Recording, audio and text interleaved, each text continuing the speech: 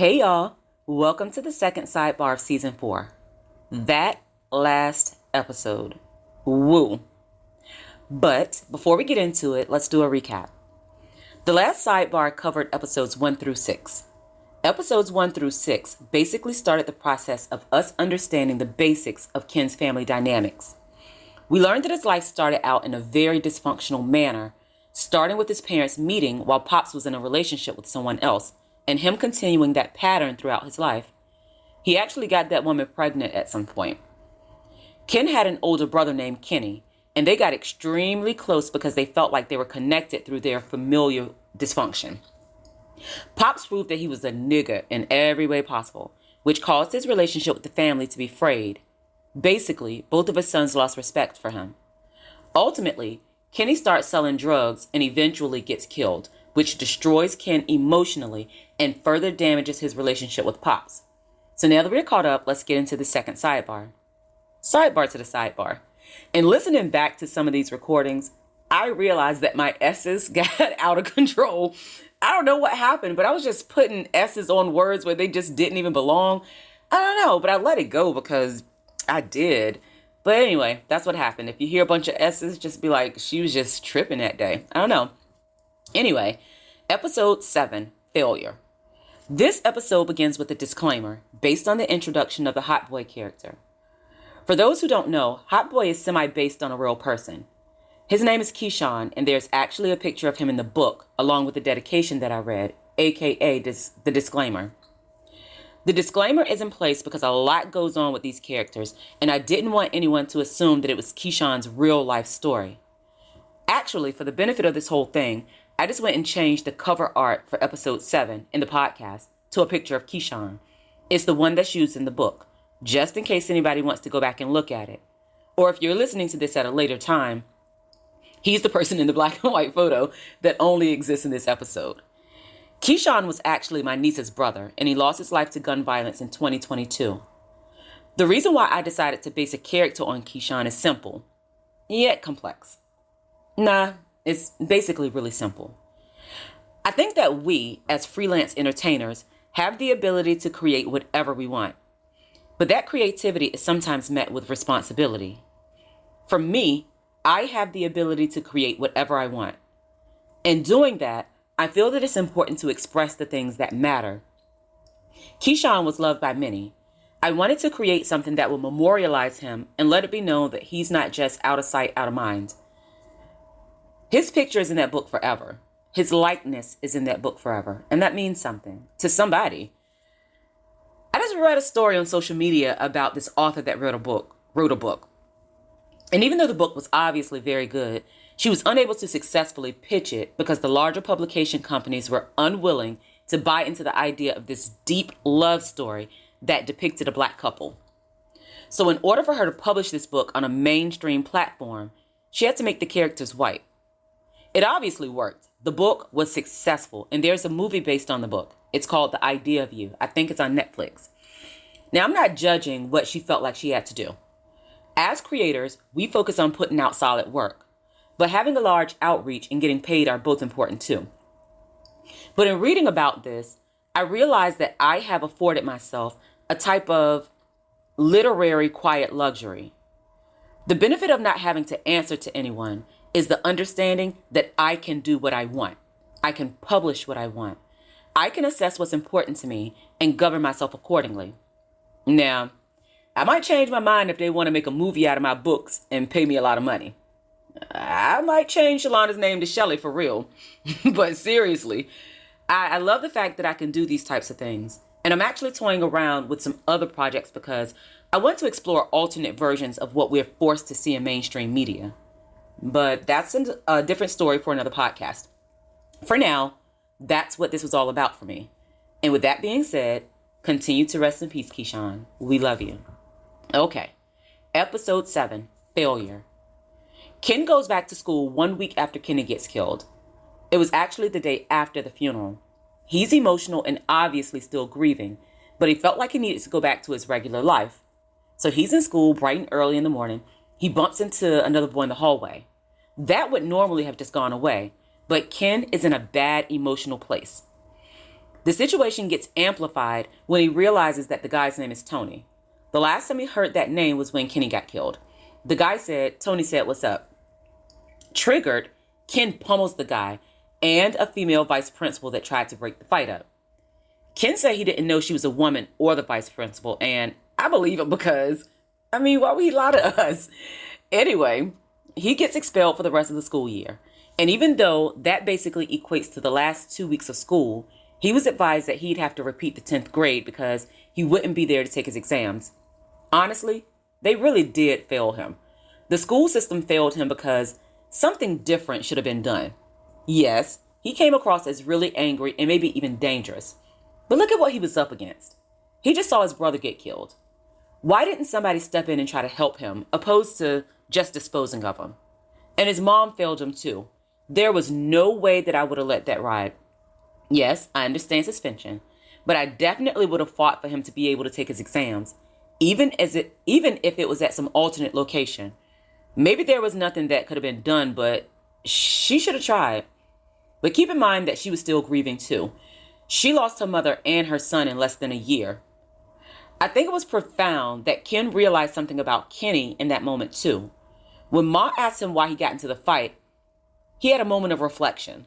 He realized that he was triggered because the boy's name was Tony. He realized that he would always be affected by anyone who has a name similar to Tony. He also realized that if he told Ma, she'd likely be sad about Kenny that day, and she'd probably pick up his issues. So he decided to give her the same answer that Kenny used to give. He said he didn't know. Suddenly, he realized that Kenny probably got into trouble because he was deeply angry about life. The next day, he decided to go and spend the day out in their old apartment complex. The plan was to get Ma to drop him off. The plan gets changed because he saw Pops picking up Kenny's car keys. The crazy thing about it was the fact that Ken didn't hide his disdain for Pops. Even still, he never treated him like he treated Kenny, which makes that worse. After taking Kenny's keys, Ken decides that he actually had something else that he needed to do. He went to Rob because he knew that the family's finances would suffer as a result of Kenny's death. He thought that Rob would be willing to put him on because of his relationship with Kenny, but it turned out to be the exact opposite. After pleading his case, Rob decides to test Ken by letting him sell some weed. Ken surpasses his expectations by selling it all in one night, but he got stopped by the police on the way there.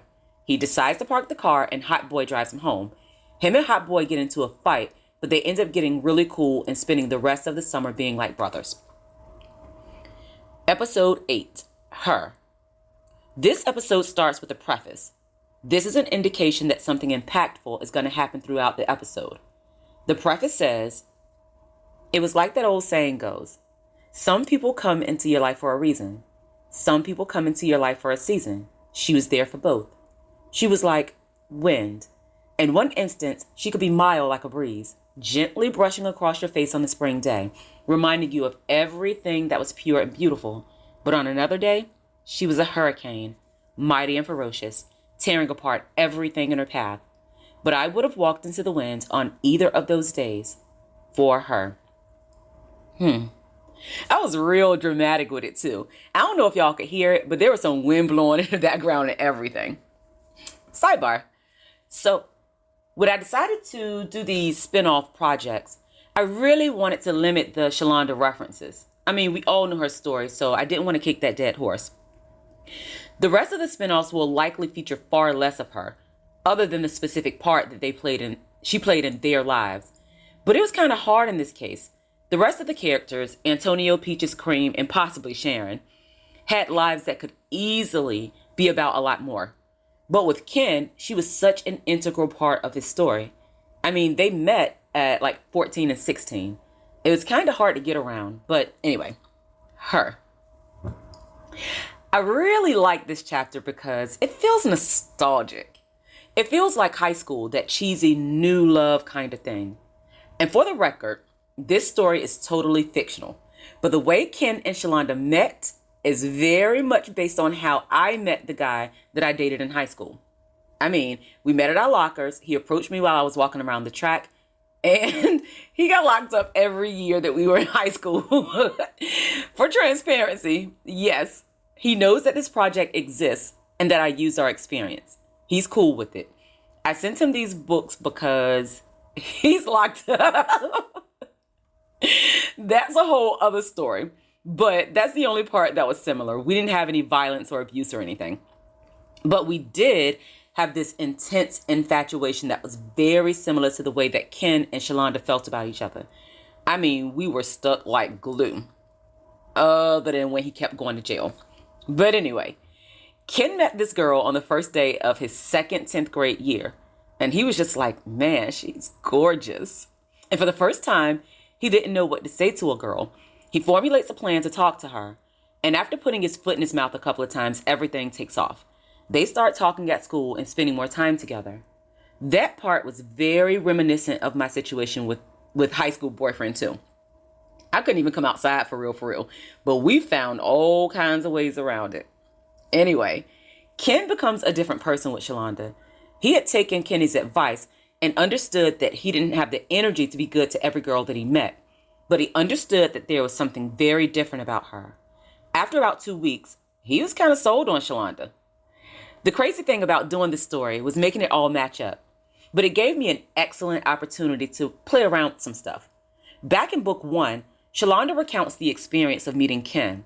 The chapter is literally titled Ken. She describes meeting this guy at her locker and thinking about how attractive he was and how good he smelled. And yep, it was like that in real life too. Shelonda felt awkward, so she hurried away before she could look weird. She gets to her health class and Ken walks in. Real life. Shelonda describes the experience of him walking to his seat and her smelling his cologne and how she scribbled in her notebook because she was nervous. It was kind of cool being able to write the same scenario from Ken's perspective because you realize that they were both very drawn to each other, but neither of them knew what the other was thinking. And it's like that in real life too. Sometimes it works out, but sometimes not knowing and exploring what someone else is thinking is disastrous. But anyway. Episode 9. She smiled, I smiled. Shelonda and Ken continued to get to know each other, and he began to see her as the one totally innocent thing in his life. But Ken had a whole other life. He was part of a crew. This is when we get exposed to the people that were in Rob's circle. The dynamics get broken down, and you realize that everybody kind of had a drug dealing partner. Mike and Tommy were the big guys that sold the big drugs. Lorenzo and Mac, the brothers, sold crack and cocaine, but on a smaller scale. I specifically broke that down for the purposes of what eventually happens. It gets dropped that Hot Boy got defaulted to Rob because his mom passed away and his grandma didn't know what to do with him. I guess Rob felt that the best option was to take him and make him a drug dealer. But if that's the family business, what else would he do? I don't know. Anyway, Ken realizes that he has basically replaced Kenny as Hot Boy's partner. Otherwise, Ken gets around to getting Shelonda's phone number. He's nervous about calling her. But after they talked the first time, it was easy and comfortable. But he didn't mention her to Hot Boy because the situation was too innocent. Anyway, again, high school nostalgia. After connecting with Shelonda outside of school, Ken decides that he had to lock her down, even though he knew that he was sleeping with other girls. And I'll tell you now, yes, that is literally what the high school boyfriend did to me. He never asked me to be his girlfriend. He basically was like, look, what we doing? We like each other, right? So you got to stay away from everybody else. The funny part about recounting all of this is recounting some of the crazy stuff that happened between me and this guy. I remember him telling me that he occasionally gets into trouble, so he might not be at school sometimes. And I was just like, okay. One time we were in the cafeteria and this other guy kind of passively flirted with me. High school boyfriend hits the guy and they start fighting. They knocked my lunch tray out of my hand and everything. When they got pulled apart, boyfriend threw me $10 and told me to replace my lunch. And he didn't know when he'd be back at school. I mean, why was this happening? I was 14. Anyway, retarded Shelonda just kind of smiled and was like, okay, I'll be your girlfriend. And retarded Shandora pretty much did the same thing. Episode 10, Bad Luck. For dramatics, Chinney let Simone narrate this episode because we were feeling ridiculous that day. And I'm so extra that I actually stated in the episode that it was narrated by Simone, my other personality, like we're not in the same body. But Simone is a fan of dramatics, so her reading is super soft and maybe a little sensual. I don't know. And I realized that I missed an opportunity because Simone should have narrated the Her chapter. It was so cute and whimsical that it would have worked out better, but I missed the opportunity. And instead, Simone narrated this episode, Bad Luck. So everything's going fine, and Ken gets into trouble. He and Hot Boy were smoking some weed at a school playground, and they got rolled on. It's the first time that they have both been in trouble, so they think they'll get slaps on the wrist. But they come in with all of Ken's records, and they basically say he's a menace. Consequently, he gets sentenced to 6 months in juvie. Hot Boy goes home. Ken gets to juvie and meets his roommate, Sebastian. Sebastian openly steals his lotion, an indicator of how their relationship is going to be. Ken goes to dinner and sees Omar, the childhood friend that he got caught breaking into the abandoned school with. They catch up, and Omar warns Ken about Sebastian. Episode 11, Sleep with One Eye Open. I think this episode was narrated by Simone too. And I'll be honest with y'all, there was no rhyme or reason. I just felt like it. And sometimes when the chapters are a little longer, I don't feel like choosing music and making it match up. Anyway, Ken finds out that Omar only has 2 days left in juvie. So he asks him if he'd be willing to find Shelonda and give her a letter. How do you think Omar was going to find her in a whole school full of other kids? Man, I don't know. Anyway, he writes a letter and gives it to Omar. Meanwhile, Mom comes to visit and Ken breaks down. He's angry when Sebastian advises him to stop his mom from coming. Consequently, he throws the first punch. Sebastian was getting the better of him, and at some point, he puts a pillow over Ken's face. I mean, who the heck tries to smother somebody? I mean, a good bite is a sufficient move for me, but smothering, that is malicious, real bad, like hands on.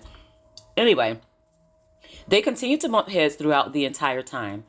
Sebastian basically had no regard for any one of their property, and they got into actual fistfights every Friday. But they never got into trouble because the guards never saw it. But 1 month before Ken was supposed to get out, he wakes up and finds Sebastian standing over him. He jumps on him, and they begin to fight.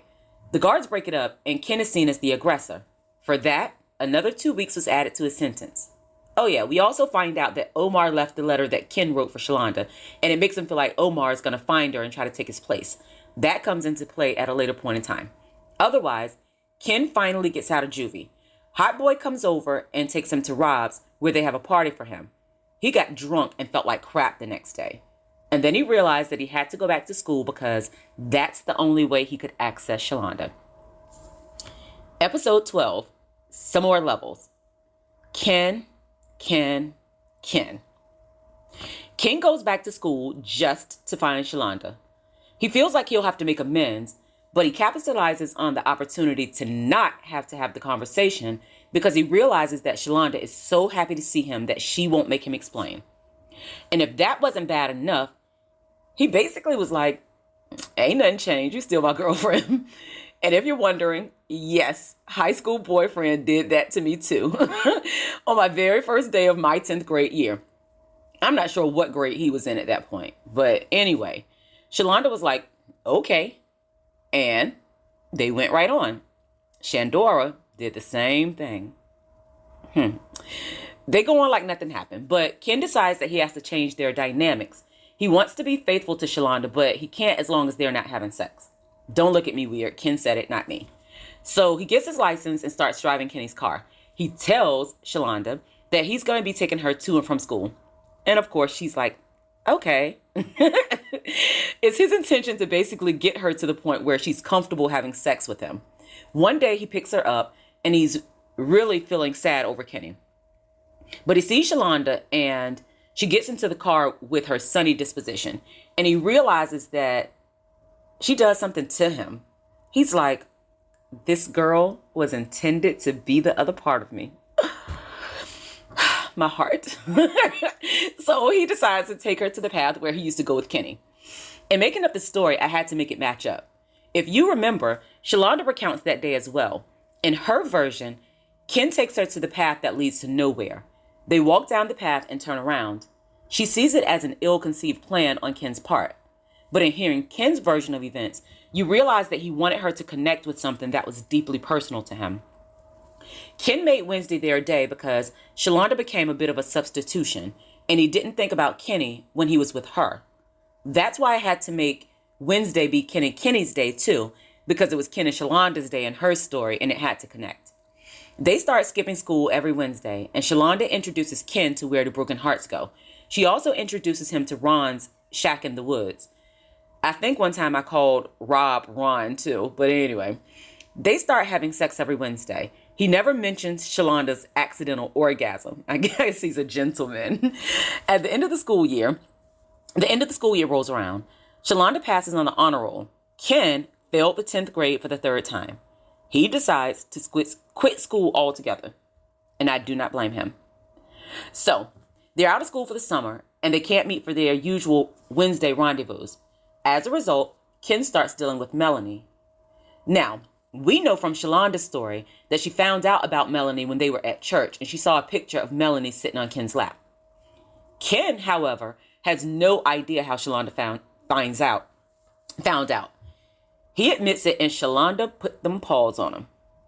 It's funny that he connected with Pops in that moment, and he understood why he used to let Mom beat him. He knew he was wrong, and he had to let her get it out.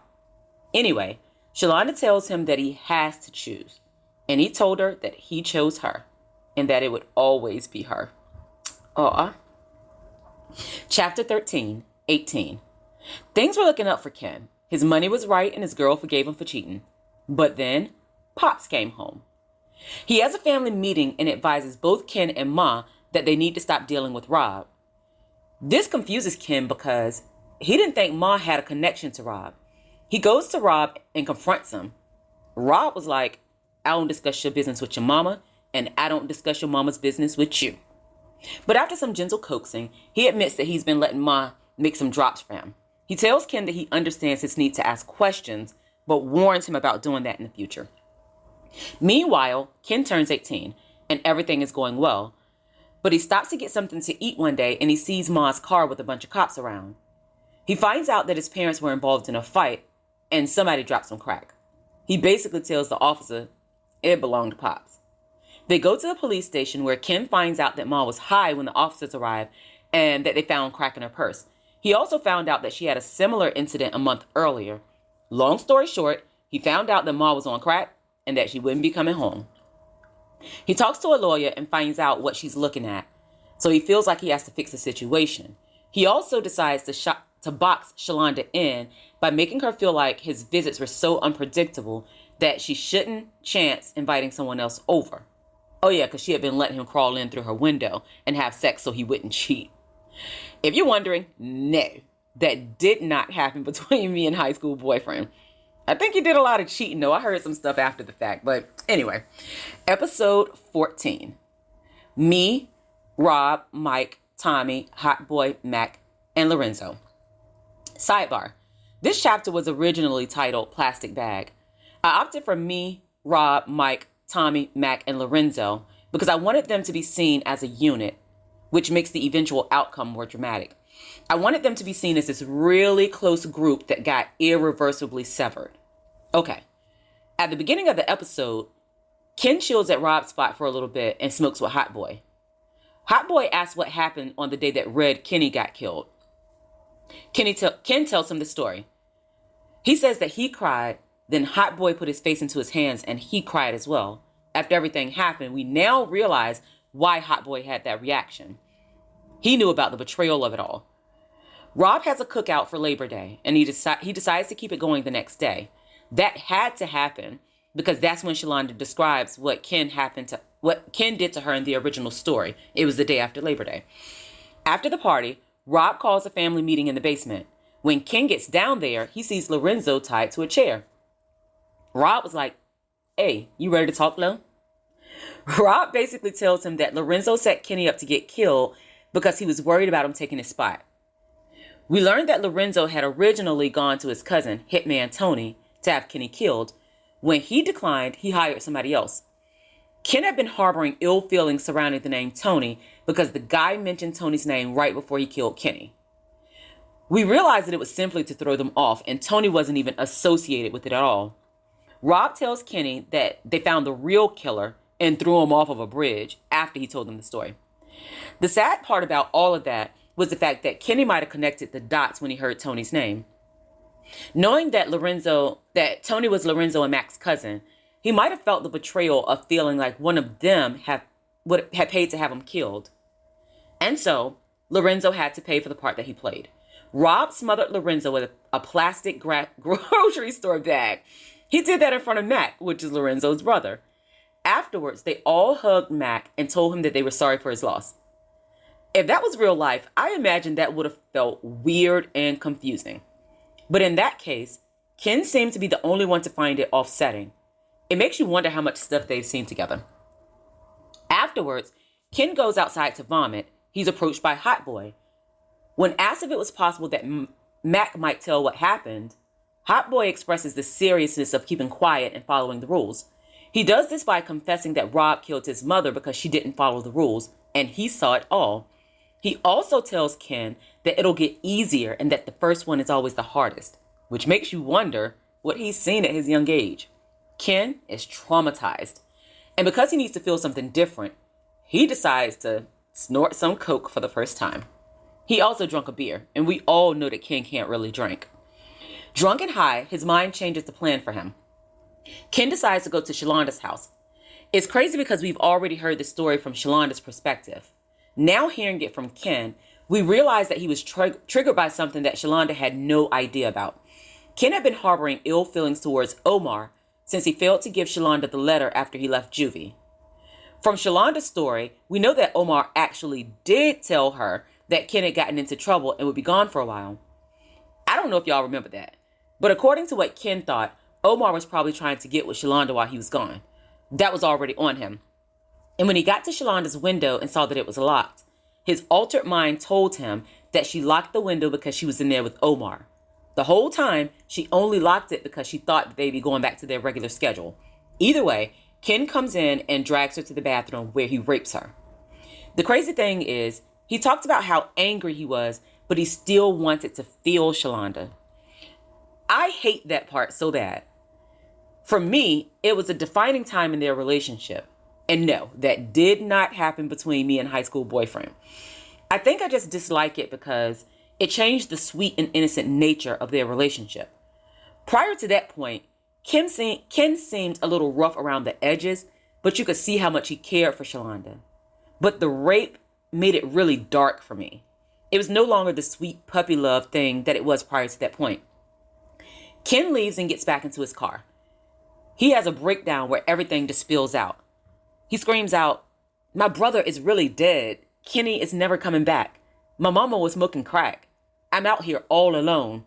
Lorenzo? That's who took my brother away? Lorenzo, who I looked at like a brother? Lorenzo, who my brother looked at like a brother? That nigga? I was moving up. He was probably going to kill me too." Rob smothered Lorenzo with a plastic bag in front of his brother. What did Rob do to Hot Boy's mom? How Hot Boy see this nigga every day and know that? Hot Boy said the first one was the hardest. How many deaths has he seen? I just raped Shelonda. She's never gonna forgive me. It's over. It's all over. Everything's over. She didn't deserve that. She deserves so much more than me. I can't trust nobody. Shelonda can't trust me. I hate my life. I hate everybody. I hate myself. I don't even want to be here no more. Man, that was just heavy.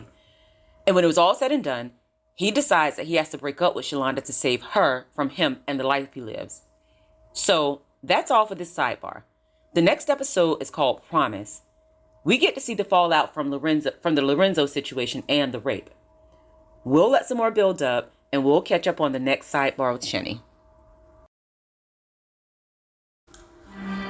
Thank you so much for listening. Please follow me on Facebook and Instagram. I'd love to hear from you. If you'd like to purchase books by Shandora Warren, they're all available on Amazon in ebook, paperback, and some in hardback formats. Please like and follow this podcast, and feel free to share it with family, friends, and frenemies, because all relationships matter, even the toxic ones. Thanks so much for helping me to create the world that I want to see. Oh yeah, you're welcome.